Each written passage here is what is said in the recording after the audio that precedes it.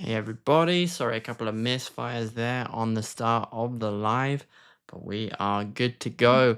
And it's a big day, an exciting day if you are a Nashville SC fan. We are facing Inter Miami today in the Champions Cup. I'm somewhat excited, somewhat nervous at the same time. This is going to be our first big test, basically. It's the first big test of the season. We haven't really faced an opposition of this level. I was thinking about it last night, and I feel like, to be honest, that MLS has almost got a little bit of more of a range of quality this year. Like, there's some teams that I thought, based on who we'd played, say Minnesota when they played Cincinnati, it feels like there's been a bit of a drop off in certain teams, and there's kind of this like definite pack emerging at the top where there are some real quality teams coming through, and actually a lot of teams have dropped off, and maybe teams that we wouldn't expect have dropped off a little bit. So this is going to be our first big test against what is one of the elite teams, the champions of MLS, of course. And we're going to be facing them in the Champions Cup tonight. If you are thinking about going to the game and you're not, just get there, get there. It's going to be so good. I know it's going to be a bit rainy, but that kind of adds to the game. It adds some pace to the ball. It adds some excitement, adds a little bit more chaos. And we have raincoats for a reason. So I would be there if you can be. I think it's going to be a great game. In this video, I'm going to be doing a predicted 11 for this game. Let me know your thoughts on it in the chat. Let me know your thoughts about the game, score predictions, who you think's going to start, all that sort of stuff. I'm going to go through live and do this. I'll try and respond to anyone in the chat as you come in and out. And yeah, we'll try and have a good little time. But it's an exciting game, definitely an exciting game. And we'll jump into this right now and make sure everything's good. We're all running. Good, good, good. And we're live. Sweet. Getting the hang of this live on YouTube. I used to do it all the time, but it's changed a little bit since then. Okay, right. Let me switch over to our full. Here we go. Let's get rid of that and dive in. Okay, cool. Right, I've started with a blank team today. I think it's more fun that way and more exciting. There are some interesting propositions and things that we've got to make decisions on today, so that'll be interesting. So in goal, we're starting with Brian Schwacke. We have not lost a game with him in goal yet, and let's hope that that continues today. That would be awesome. We'd love to see that continue. He's been playing well. He's going to face more shots today. He's a good shot stopper, no doubt. Around the box and dealing with crosses, dealing with free kicks, managing the team in those set play situations is going to be a little bit bigger today, a little bit tougher. And also being careful with those balls at the feet. I don't want to over-risk things here. We have away goals in this competition, so let's try not to concede any. And that gives us a real advantage going into the second leg. If we can keep a clean sheet today, that is a massive advantage. Chances of that happening for me are not high, as you may have seen in my match preview. If you haven't already, check that out. But yeah, let's see. But he's been playing well. Let's hope that record continues. Great record for the club. It's not going to last forever. I don't think it'd be unreal. He'll be gone to some massive team if this lasts much longer than the next few weeks, or even last anywhere through the season. But can't doubt the guy he's been contributing really well. So I appreciate that for this team. All right, right back. Decisions to be made here. I think I am going to go with Andy Nahar. It could have gone either way. I could have gone with a Bauer. I think it's unlikely we'd see Jordan Knight there now. He seems to be more playing further up the field. So we're going to go with Andy Nahar. I think the quality that he's been combining with Espinoza is really important, but he's going to have to work on his defensive side this game. Silvetti looked good in the DC United game. He is dangerous. Nahar, for me, is he's a weak point defensively on this back line, but he does make up for it in his attack, and they play in a very similar way with Mura, pushing very high, being very attacking. So tough combination, tough to predict, but he just needs to be a little bit switched on and really focus on that defensive work as much as possible. We need that kind of score kept as low as possible in this game. All right, next we're going to go with Palacios, no doubt here. Except I'm going to have to type in the whole name. There we go. So many Palacioses in the world of football. Yeah, more of the same from him. A little bit more composed on the ball, perhaps. Nice aggression. We've got to be getting in front of these players.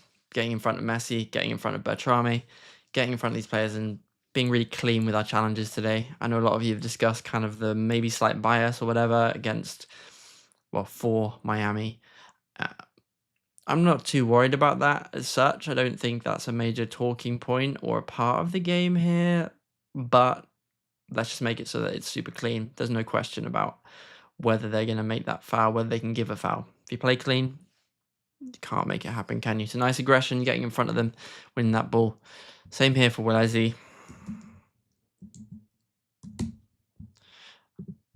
I think he's going to be pretty much the same in terms of what we need from him. I think he may be the man that's given Messi to mark or focus on Messi. Obviously, Messi's going to put him all over the place, but he's going to have to be composed, make good decisions. We may see that from one of our midfielders instead, like we had done last year. But I think, I feel like Wellesley has enough pace and quality, and I think he could have him under his thumb a little bit, potentially. I'm talking about Messi here. It's yeah, difficult, but we'll see. We'll see. I think he's the player for this game anyway. The pace he got on the recovery, yeah, he's a great signing. Great signing. We're going to go with Lovitz here at left back for me. Defensively is the important thing, but we watched him switch off last year in the playoffs. I think he lost the ball to Messi. They went on and scored. So again, same thing. Just needs to be really focused, make really good decisions, be cautious, but also there is space down this side. So if he can get forward, it's going to be a tough game for Dan Lovitz. A lot is on Lovitz to be getting forward as much as possible, but I wouldn't want to have, say, a Reed Baker-Whiting in there from a defensive perspective. I think we need that defensive capability in there to just allow us to be solid. And he's going to be forced to push up quite high, I think, when we're in possession. And he just needs to be focused on working with whoever's going to play on that left side with him in terms of reorganizing when the ball is lost in that transition phase back. All right. Next, we are going to go with, well, can't choose anyone else but Yazbek. He is a player that I have been a massive fan of for a long time, and I'm glad he's finally getting the plaudits, but he's been a player that has had the qualities that we needed for a long time and is just completely underrated. So I'm glad he's getting that praise now from fans, but he's been doing this for the last 2 years. The Open Cup last year, I keep going back to it, ran through, scored a beautiful goal. Lovely pace, good possession. He's a really good player, and he's got so many attributes that he can attack, he can defend, can make tackles. He's kind of that all-round midfielder, and we've got to be careful that we don't lose him, to be honest with you, quite soon, because he is a very good player.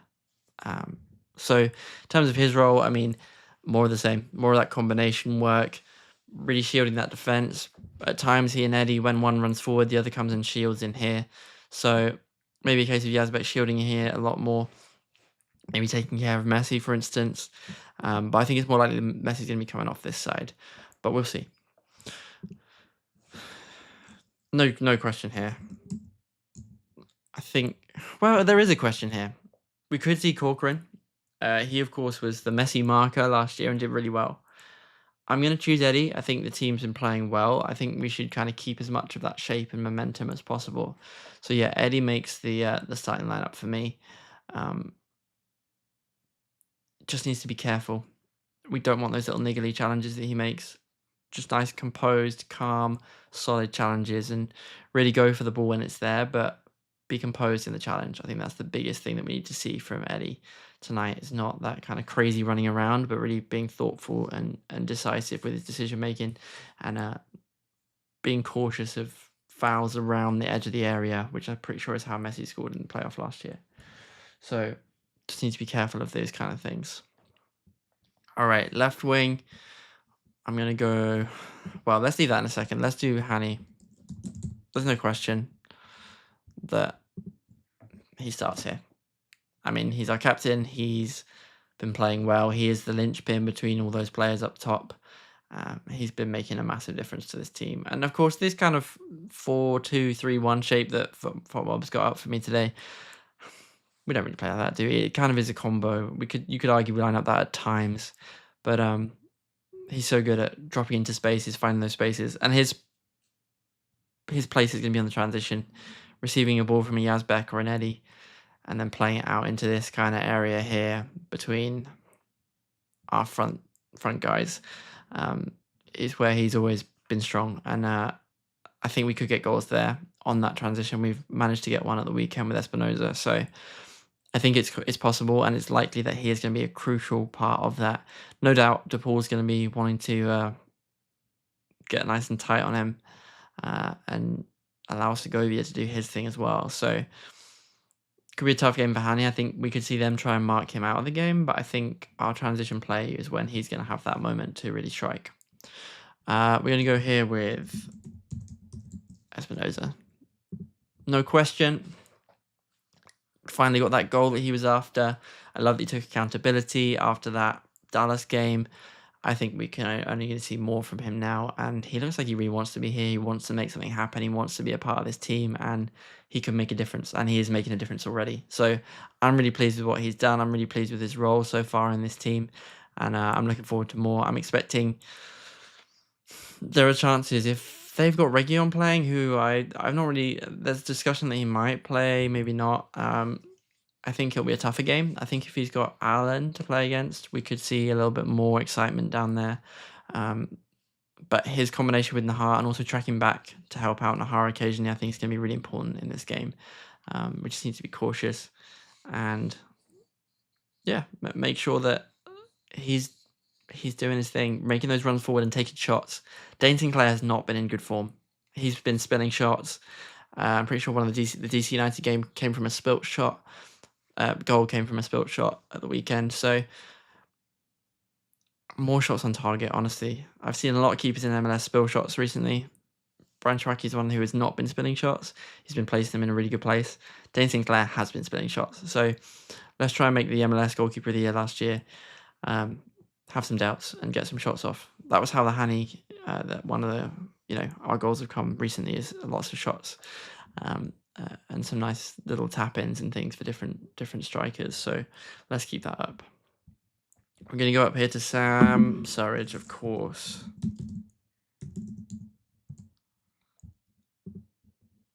I mean, what can I say? I mean, the Battered Herons podcast the other day was having him down as the player that they thought would get the Golden Boot. A big ask, but he's a great player. He's been playing really well. He has that threat. He has that desire. He has that instinct to be in and around the box when a shot's taken and get that finish, that tap in. I want to see more of that today. He's just a natural poacher. He's a natural poacher, naturally wants to get on the end of the ball, naturally wants to finish. So just more of that today. And cause problems for Falcone, particularly. I mean, they play super high up occasionally. Some nice runs from the left-hand side in, maybe. Pairing up with Espinoza, I think we could see some good stuff. Hey, Brandon, Sam is going to exact revenge on missing out on the Golden Boot last season. Yes, perhaps. It would be good to see.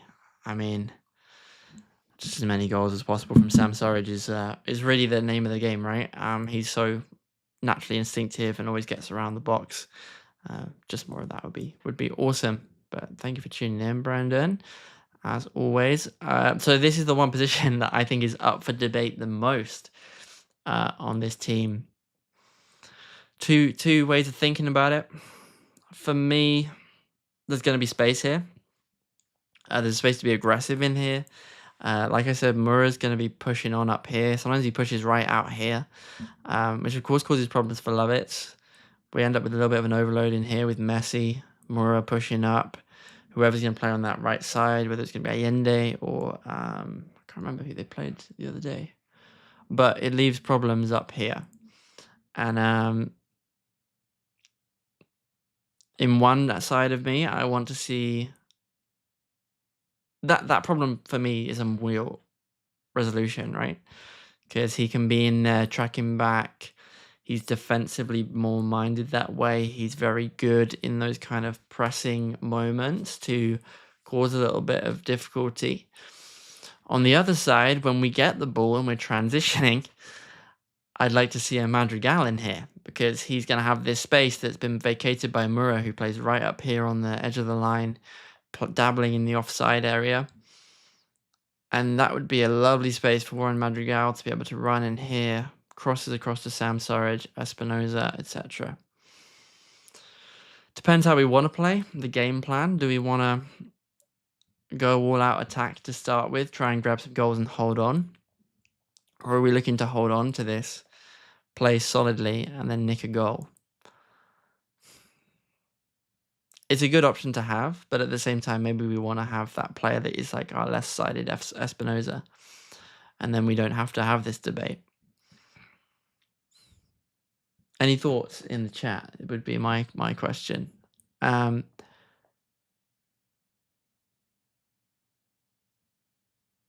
of course, can attack, but doesn't have that ball around the outside, which I think could be great with Sam playing off the back of that line.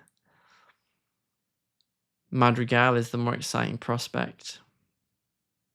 But I think if we're looking at this, I think we're going to go with a Will. Legs for days, of course. It's a difficult one. Brendan's going Wheel on the left, especially if Messi begins to drift. Yeah. I can feel that. The other side of me, Brendan, is thinking Wheel's that man to come on and see the game out, isn't he? He's the man that's going to be solid to finish the game, and he would be that choice. And obviously, he's going to be doing a lot of work. But I think BJ would choose Wheel for the experience, if nothing else. I think he's a much more experienced choice, and having this more experienced left side, I think, is really important against Messi, of course. And Wheel can still drive into that space. I think actually we might have to see Lovitz really try and bomb forward if we can, and make those crosses into the box perhaps. He's been doing a really good job of holding that high and wide space. It's just the fact that Mura's going to be there causing him to have to drop back a little bit and causing that threat. So yeah, we'll go with Wheel for the predicted 11. Tough decision. It could go either way, I think, that one. I think the rest of this team is pretty much set. Like I said, Corcoran maybe is a choice in there. Acosta looked good in the playoffs there.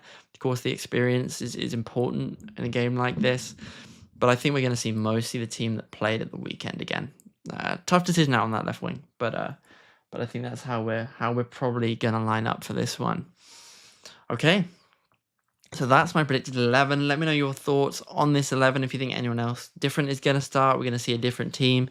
I know there's a lot of debate people have been saying about resting players. For me, these guys have only just started playing. They're getting in form, they're getting in momentum. Of course, you got to look at the sports science and not overload them, not give them too many minutes too early. But I think they've been so early in the season and they haven't had that much intense work yet, especially in terms of being able to rotate for Ottawa and so on. I think this was really the game plan, was to be able to have rotated squads for those first 4 games. And then we're into this now. This is a good locked-in period. You will see this in Europe all the time. Honestly, Champions League, which this is basically the same competition as, and then maybe some cup games you would use the second choice, but Champions League, maybe FA Cup in England, for instance, you're going to use your first team. And I think there's a little bit over expectation over here in the US of resting players too much. And I'd say actually the momentum, the form, the combination play at the minute is so much more important than getting that rest. There is going to be time for that, but I think if we can start to get these big wins in, then it lifts the whole squad, and I think that's way more important than resting right now. But we don't know. We could see it, but I think this team really wants to get this 1-0 run into Miami tonight. I think Mike Jacobs, our general manager, is so keen on, really bringing it to Miami. You saw that at the Members Day and his little Zoom he did. Just so keen to beat this Miami team. And I think we're going to see more of that today. We just want to have this biggest shot. And this is going to be a first test. It's going to show us where we are in terms of the rest of this season. Perhaps our quickest route to silverware is this competition. And Miami really want this. And I think that's an advantage we have. We're basically the underdogs. We don't have that pressure other than internally. And I think that's going to be a big thing for us. Hey, Brandon, if Will drops in, it allows Eddie to push forward in those moments. Yeah, definitely. I'm worried about seeing too much Eddie up top. I think Yazbek's the man, right? Yazbek's been looking really good pushing forward. So maybe I see that. I don't want that Dallas situation where we have so much Eddie at the top. He's on his, on his own. But I did like the combination play sort of on that left side, the left triangle with Wheel, Lovitz, and Eddie. That's really nice. This is our first road test of the season. If we can come out of this run of games only dropping 1 league game, you'll be ecstatic. Yeah, and I mean, it's a draw, right? It's not even a major drop on that 1 league game. Yeah, this could be big. I think it could dent into Miami's reputation, and I think it could lift Nashville's reputation too. I think that's exciting. I think, yeah, who knows? Who knows? We've seen some big, LAFC drew last night. Philadelphia lost last night. I think this team has the DNA of a cup team, and I think I'm excited. I'm excited about this. I think this could be really cool. I'm excited about this team. I think we have that DNA. I think we have the qualities that we need, and I think we are up for a big one-off game, a knockout game. And I think this team, the way it's developing, the way it's playing, is impressive. There are weaknesses in the squad for me still. I think there are things that we could improve and ways we could improve. But I think actually, if you look at our squad compared to a lot of MLS squads, we're pretty strong. This first team is strong. There's drop off into our second 11, but they've got a lot of energy. That's one thing for me. I think maybe a Jordan Knight or a Shaq Mohammed coming out on this right wing to maybe cause a little bit more problem at fullback. I wouldn't mind seeing.